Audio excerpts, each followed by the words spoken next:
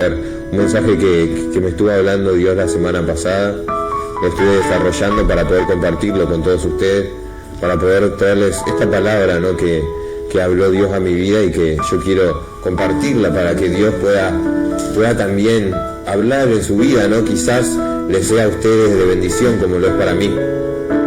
Así que vamos a compartirla, no sé si después vamos a estar orando. Amén.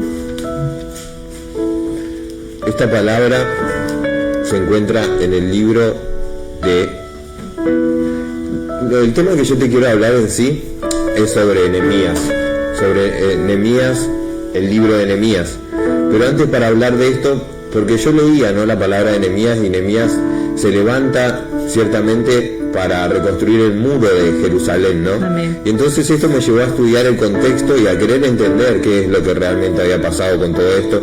Entonces busqué sobre el contexto bíblico, ¿no?, en el que esto sucedía, porque me llamaba la atención porque él iba a reconstruir los muros solamente.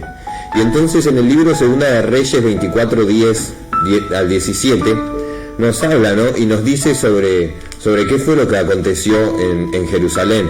Segunda de Reyes 24, del 10 al 17, nos habla y nos dice, ¿no?, que el rey Nabucodonosor, rey de Babilonia, ataca a Jerusalén y los lleva cautivos a los israelitas. Lleva cautivos más de 10.000 personas. Los toma y los lleva cautivos, ¿no? Y es ahí donde se destruye el templo de Jerusalén, donde se destruyen los muros y se queman las puertas de la ciudad. Y en Segunda de Reyes 24:20 nos dice que Jehová estaba enfadado contra el pueblo de Jerusalén y contra el pueblo de Judá, y por esta causa él lo destruyó, él hizo que esto sucediera en contra de ellos, ¿no? Pero la palabra después nos sigue hablando y nos dice que Dios hace misericordia nuevamente del pueblo israelita. Él tiene misericordia de ellos, y él lo que hace es mandarlos nuevamente a que ellos puedan estar construyendo nuevamente, ¿no? Dios tiene misericordia de ellos y manda a 3 hombres que vuelvan de la cautividad, que vuelvan hacia Jerusalén a reconstruir el templo, a reconstruir la adoración y a reconstruir los muros y la ciudad, ¿no? Y primeramente lo manda a Zorobabel, que este es el que se ocupa de reconstruir el templo de Dios. Y el rey le brinda todo lo que él necesita, le brinda todos los materiales, le brinda toda la provisión que él necesita para reconstruir este templo. Después de que él lo reconstruye, va Esdras, que Esdras era un hombre de Dios, ¿no? Un hombre que se dedicaba al culto, un hombre que se dedicaba a llevar adelante los sacrificios, era un sacerdote.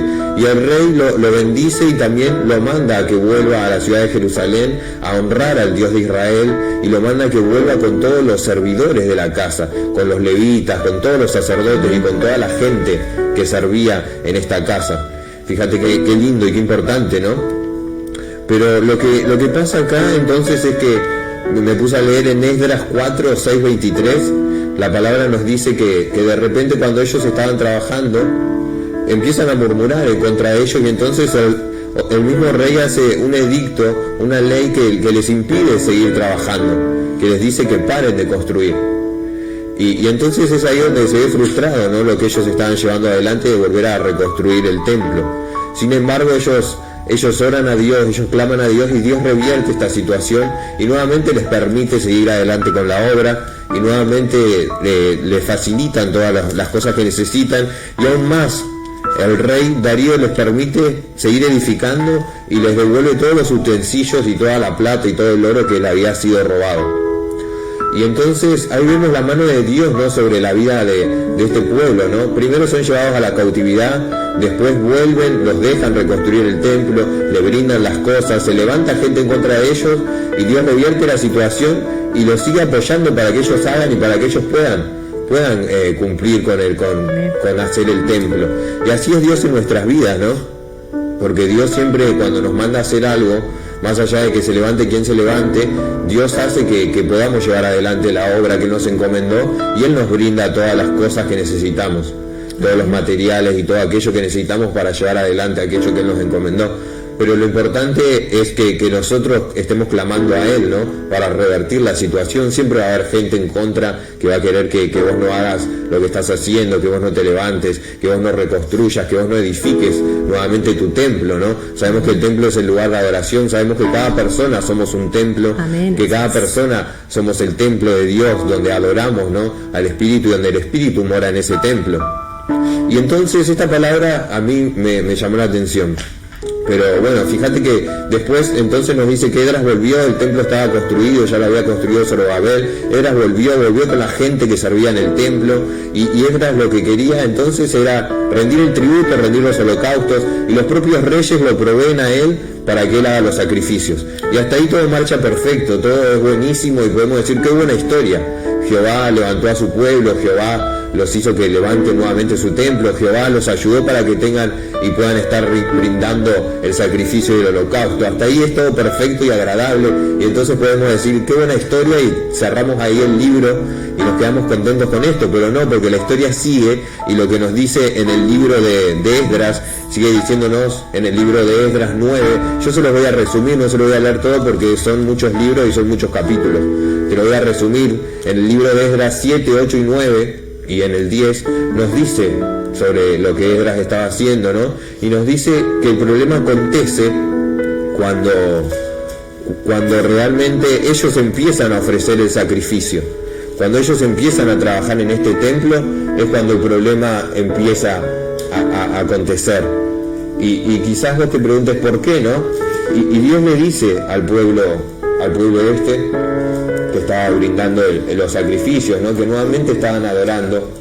Dios le dice que hay un problema realmente, porque ciertamente el pueblo de Israel se había mezclado con los pueblos mundanos, con los pueblos paganos, y habían tenido hijos con mujeres paganas, y estaban ellos, de repente tenían su templo y estaban sirviendo a Dios, pero lo hacían juntándose con esta gente pagana y siguiendo las costumbres de los pueblos paganos. Ellos buscaban ofrecer sacrificio y rendir culto a Dios en el santo templo, pero mezclados aún con lo pagano. Fíjate qué tremendo, ¿no? Porque realmente esto no le agradó a Jehová. Realmente Jehová se disgustó de esto, y Jehová le habló a estos profetas, le habló a estos siervos y le dijo: esto no es lo que yo quiero, mi pueblo se ha mezclado. El pueblo de Israel era un pueblo apartado para Dios, por tanto era un pueblo consagrado, era un pueblo que no podía mezclarse con otra gente, y mucho menos seguir costumbres paganas, mucho menos hacer cosas paganas, ¿no? Esas ciertas costumbres, esas cosas del mundo, ellos no podían hacerlo. Ellos tenían que brindar un servicio de excelencia, un servicio apartado y consagrado para Dios. Y ahí qué importante, ¿no?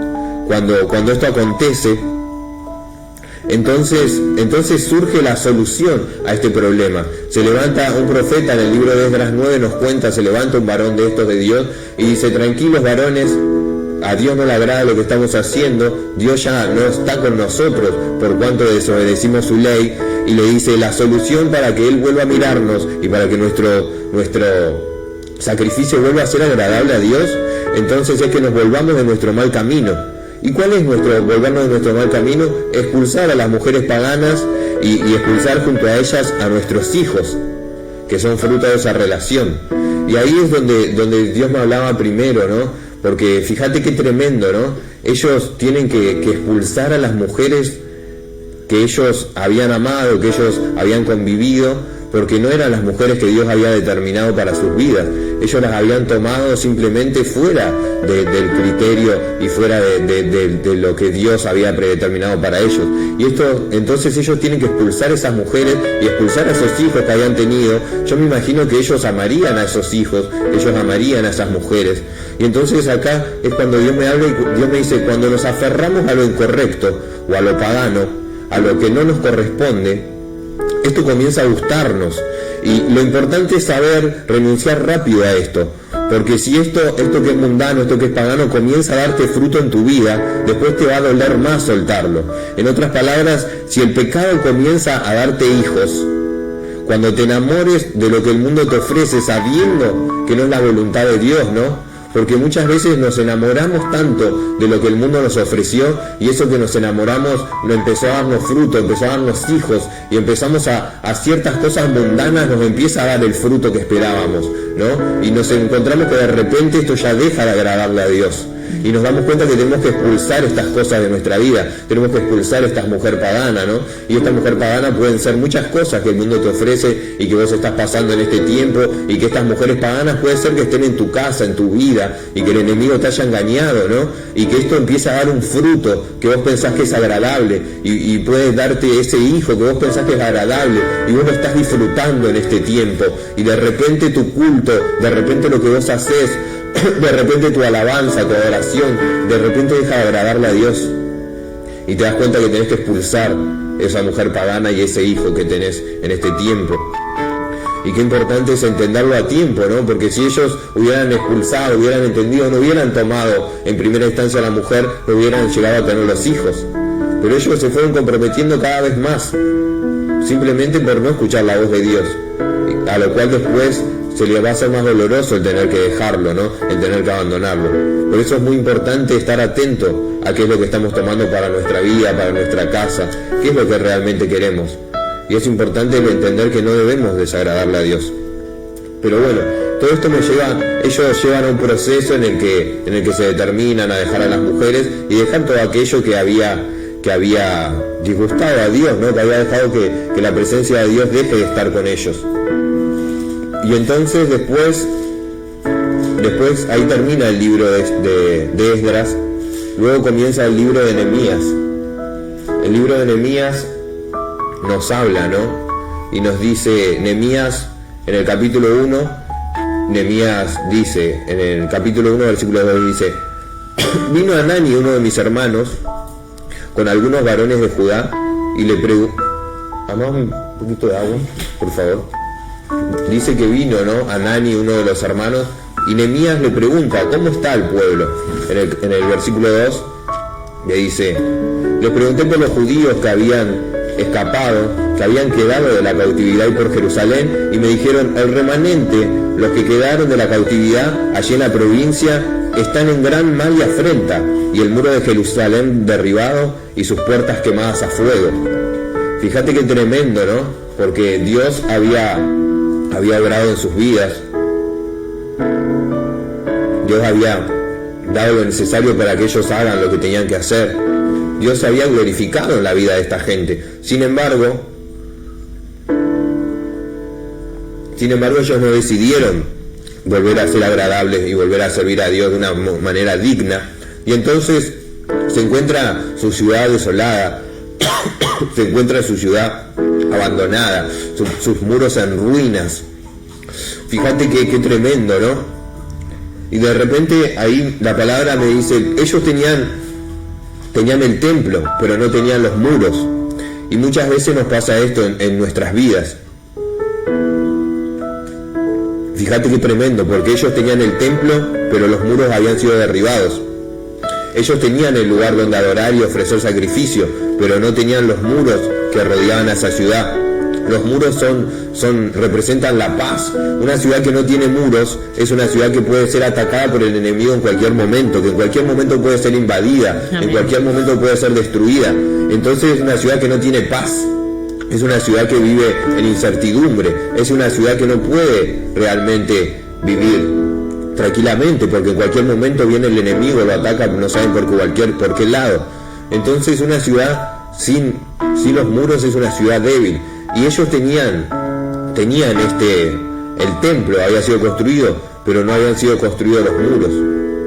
Y entonces muchas veces nosotros tenemos nuestro templo y queremos adorar a Dios y servimos a Dios en nuestro templo, pero a causa de la iniquidad de nuestro corazón y esas cosas que no queremos entregarle a Dios, Dios no permite que la obra pueda ser finalizada, y entonces no podemos terminar de construir esos muros en nuestra vida, en nuestra casa, en nuestra familia. No podemos construir los muros. Y realmente vos te encontrás en un tiempo que estás sirviendo a Dios, que vos estás ahí trabajando para Dios y ves que las situaciones y el enemigo te toca y toca tu vida, toca tu casa, toca tu familia, y vos le empezás a decir: Señor, ¿por qué? Si yo te sirvo, si yo te rindo culto, si te rindo alabanza, si yo soy tu templo, si tu espíritu habita en mí. Pero ciertamente lo que Dios te dice en este tiempo es que primero tenés que limpiar tu alabanza y tu purificación para que sea agradable y para que vos puedas construir esos muros alrededor de tu casa, alrededor de tu familia, alrededor de tu ministerio. Dios quiere que tu ciudad crezca, Dios quiere que tu familia crezca, Dios quiere que vivas en paz, Dios quiere que seas prosperado, Dios quiere que crezcas en gran manera y que tus generaciones sean bendecidas. Pero lo primero es restaurar tu adoración y levantar un muro alrededor de tu familia, un muro alrededor de tu casa, levantar un muro que pueda darte la paz para que vos puedas servir a Dios de una manera agradable a Él. Y entonces la palabra sigue, ¿no? Y esta palabra es tremenda. Acá es de lo que yo quería hablar. Yo quería hablarte de Nehemías. Y acá nos dice entonces que Nehemías se aflige en gran manera al ver cómo está el pueblo, ¿no? El pueblo que él ama, aunque él vivía en la otra ciudad y él había estado siempre allí, ¿no? Este era el pueblo de sus padres, era el pueblo de su Dios. Fíjate qué tremendo. Entonces Nehemías se aflige, Nehemías sufre, nos dice en el capítulo 1, y Nehemías clama a Dios, y en el versículo 8 dice: acuérdate ahora, le dice, acuérdate ahora, capítulo 1, versículo 8, acuérdate ahora de la palabra que diste a Moisés tu siervo, diciendo: si vosotros pecareis, yo os dispersaré por los pueblos, le dice. Pero le dice: te ruego, en el versículo 11 le dice: te ruego, oh Jehová, esté ahora atento tu oído a la oración de tu siervo y a la oración de tus siervos, a quienes desean reverenciar tu nombre. Concede ahora buen éxito a tu siervo y dale gracia delante de aquel varón, porque yo servía de copero al rey. Dice Nehemías. Estos libros están escritos en primera persona porque son las memorias que ellos dejaron. La Biblia siempre, los libros están escritos en tercera persona porque los escribe otro, pero acá estos libros los vemos en primera persona. Y acá habla Nehemías y le dice: concede que tu siervo tenga gracia delante del rey cuando le clame. Y entonces en el capítulo 2 nos dice: sucedió en el mes de Nisán, y la palabra sigue y dice que estando ya porque acá nos cuenta, no nos dice que Nehemías era copero del rey. Copero significa que Nehemías era quien servía los tragos al rey, quien se ocupaba de servirle lo que el rey iba a tomar. Pero como era una época muy complicada, ¿no? Y se vivía con una incertidumbre, ¿no? De que te quisieran atacar o qué. Lo que Nehemías hacía era probar lo que le servía al rey para ver que no estuviera envenenado, que no tuviera nada malo, y luego de que él lo tomara, servírselo al rey. Fíjate qué importante, ¿no? El lugar que tenía Nehemías. Fíjate qué importante el trabajo que él desempeñaba, ¿no? Fíjate qué importante. Porque él era copero del rey. Él estaba trabajando con el rey. Él estaba ahí sirviéndolo al rey. Y entonces dice que cuando el vino estaba delante del rey, estando ya el vino delante de él, tomé el vino, dice Nehemías, y se lo servía al rey. Y como yo no había estado antes triste en su presencia, me dijo el rey: ¿por qué está triste tu rostro? Pues no estás enfermo, no es esto, sino quebranto de tu corazón. Entonces temí en gran manera, dice Nehemías. Y dije al rey: para siempre viva el rey. ¿Cómo no estará triste mi rostro cuando la ciudad, la casa de los sepulcros de mis padres, está desierta y sus puertas consumidas por el fuego? Y me dijo el rey: ¿qué cosa pides? Fíjate qué importante, ¿no? Nehemías era un hombre que él era israelita, sin embargo él servía al rey que los había llevado cautivos, ¿no? Entonces acá me habla de varias cosas, de varios puntos que yo quiero compartirte, porque la palabra me muestra, ¿no? Entonces me dice: Nehemías necesitaba algo del rey, necesitaba que el rey lo mandara nuevamente a construir los muros. Entonces la palabra me dice que él primero ora delante del rey. Entonces cuando necesitamos algo de alguien de mayor autoridad, que suelte esta persona algo sobre nosotros cuando estamos necesitando. Eso se gana primero en oración, se gana primero en lo espiritual. Nehemías primero oró para que el rey consiguiera lo que él necesitaba. Lo segundo que me marca es que cuando nosotros servimos con integridad, con lealtad, eso provoca que la mano de Dios se mueva a favor tuyo. Es algo tremendo, porque él quizás no estaba en el lugar que él quería estar, no servía donde él quería servir, quizás a él no le gustaba lo que tenía que hacer, pero él era un hombre confiable. Fíjate que el rey confiaba en él para que él probara el trago y se lo sirviera después. Él era un hombre confiable, él era un hombre de suma confianza para la tarea que él desempeñaba, porque él lo hacía con integridad, él lo hacía con un corazón limpio, él lo hacía de una manera especial, lo hacía como si estuviera sirviendo a su propio Dios, ¿no? Y él estaba sirviendo a un rey ajeno. Fíjate qué importante es entonces servir a los demás, ¿no? Tercer punto que te quiero comentar: nunca esperes que se te dé algo si nunca demostraste que eres una persona confiable, porque ciertamente él necesitaba que el rey lo mandara nuevamente a Jerusalén, pero si realmente nunca demostramos que somos una persona confiable delante de aquellas personas de autoridad, nunca esperes que vas a recibir algo, nunca esperes que las cosas sucedan en tu vida, porque vos quizás decís, Dios me lo va a dar, Dios me lo va a poner, Dios me va a levantar, pero si realmente vos no demostrás en lo natural que sos una persona confiable, Dios no puede hacer que la gente realmente haga lo que Él quiere. No sé si me entienden. Amén, se entiende. Dependemos de Dios, pero también dependemos de nuestras acciones. Porque Dios no da algo, Dios no me puede dar algo a mí que yo le estoy clamando si mis acciones terrenales son contrarias a lo que yo quiero. O son cuestionables. En otras palabras, si yo doy un mal testimonio, si yo no soy una persona confiable, si yo no soy una persona fiable, si no soy una persona que trabajo con integridad y con excelencia en lo que hago y en lo que me desempeño, si no muestro realmente las actitudes que yo tengo para servir a Dios, no puedo esperar que alguien suelte algo sobre mí, que la bendición venga sobre mi vida. Primeramente tengo que ser confiable en el lugar donde estoy parado. Tengo que ser confiable, tengo que demostrar que soy una persona íntegra. Y quizás no esté sirviendo donde quiero servir, no estoy haciendo lo que me gustaría hacer. Hasta hay veces quizás que sentís que mereces más del puesto que está. Quizás Nehemías decía, yo estoy para más que ser el copero del rey. Pero hay veces que sentimos que quizás no crecemos o que no avanzamos o que estamos estancados. Pero Dios me decía que lo primero es enfocarte en cuidar el lugar donde estás ahora, cuidar la responsabilidad que tenés hoy, cuidar lo que estás haciendo hoy, aunque sea poco, aunque a vos te parezca poco, porque desde ese lugar, desde como vos te comportes en lo que estás, es cuando vos vas a poder avanzar hacia cosas mayores. Nunca hay que tener a menos el lugar que tenemos hoy, nunca hay que tener a menos ninguna tarea, por más pequeña que sea o por más que no nos guste, nunca hay que tenerla menos. Porque esto es lo que abrirá la siguiente habitación, ¿no? Para que seamos mudados, para que podamos cambiar de lugar, para que podamos ser promovidos en cualquier área, en tu trabajo, en tu vida, en tu casa, en tu familia. Hay que demostrar que somos realmente una persona confiable como Nehemías lo hizo. Y entonces fíjate qué importante, el versículo 4 dice, me dijo el rey, ¿qué cosa pides? Qué importante escuchar. Entonces oré al Dios de los cielos, dice. El rey le dijo, ¿qué cosa pides? Y él le dijo, y Nehemías, ¿qué hizo? Oró al Rey de los cielos. Yo imagino que habrá sido una oración breve, algo corto que le dijo a Dios, que le dijo, gracias Señor, guíame ahora en este momento para pedir, para que caiga en gracia lo que yo estoy pidiendo. Y entonces ahí Nehemías le dice y le pide, le solicita volver a Jerusalén, ¿no? Para reconstruir los muros, para que esta ciudad vuelva a ser una ciudad digna delante de todos los pueblos, porque era una ciudad que no tenía muros, era realmente una ciudad que estaba avergonzada delante de las demás ciudades.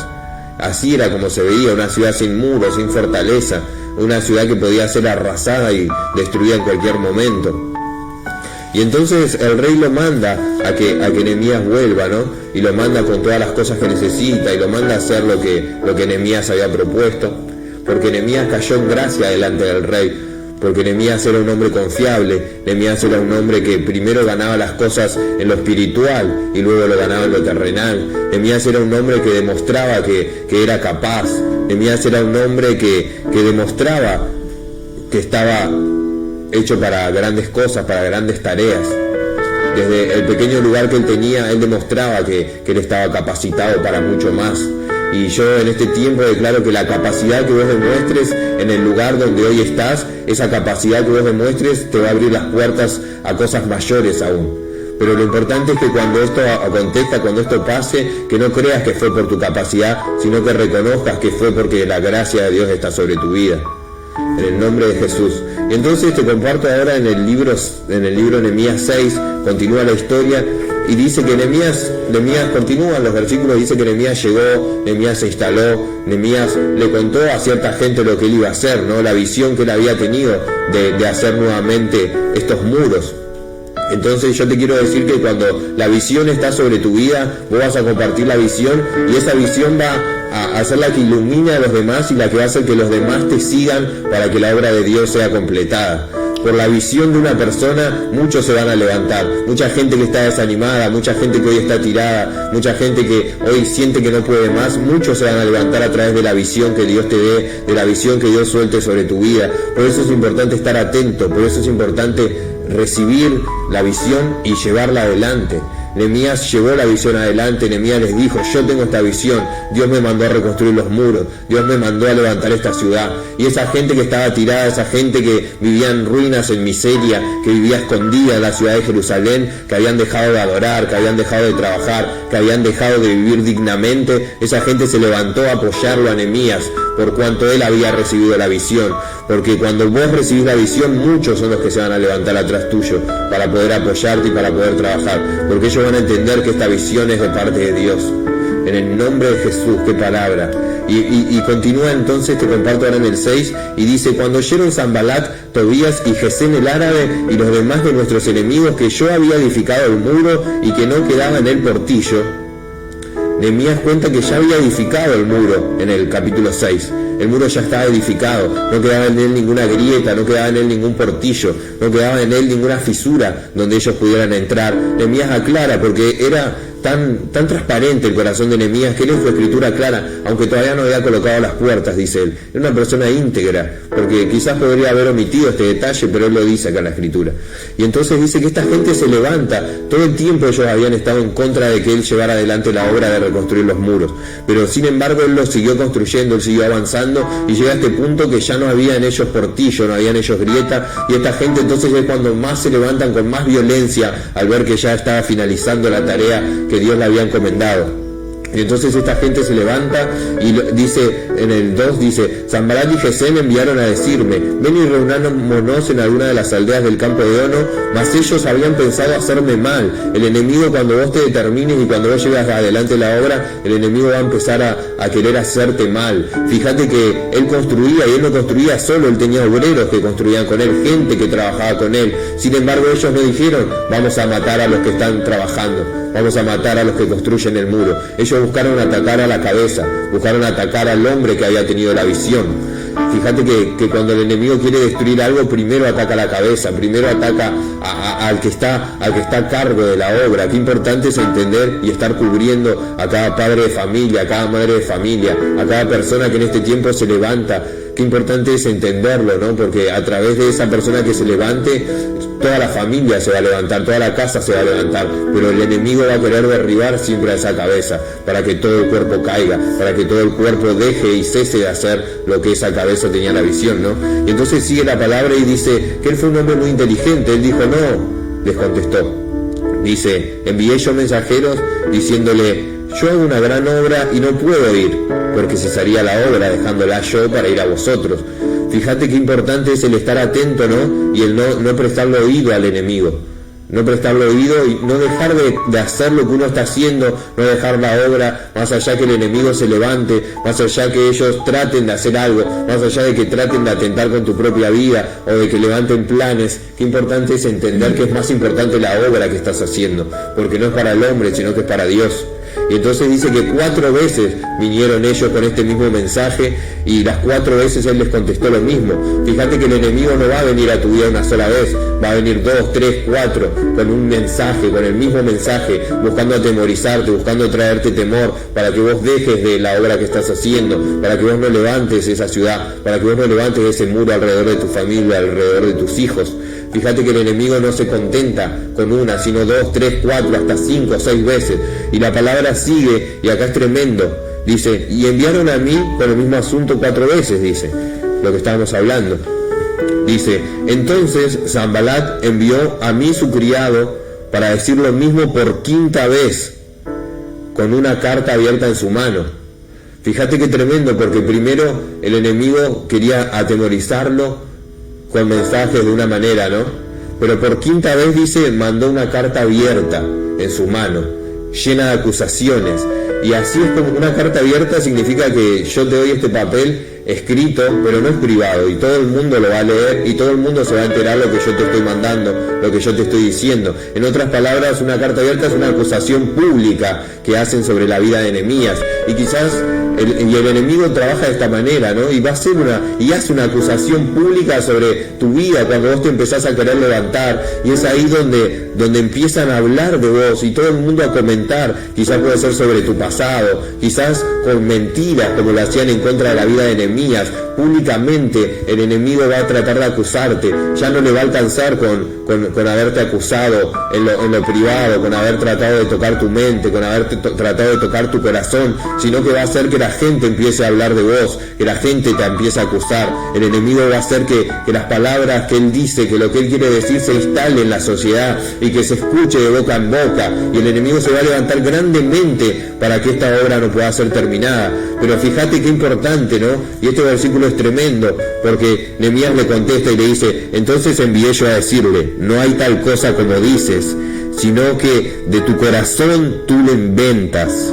Fíjate qué importante, porque él no se enojó, él no se frustró, sino que él reconoció que el enemigo es mentiroso, el enemigo lo inventa, el enemigo busca inventar cosas, inventar mentiras, inventar falacias, inventar cosas que nazcan y que crezcan en tu corazón para que vos pienses que no vas a poder hacerlo, que no vas a salir adelante, que no vas a lograrlo, que no sos digno de llevar la obra, para que vos pienses que es verdad lo que te están diciendo, para que vos pienses que la mentira del enemigo es verdad.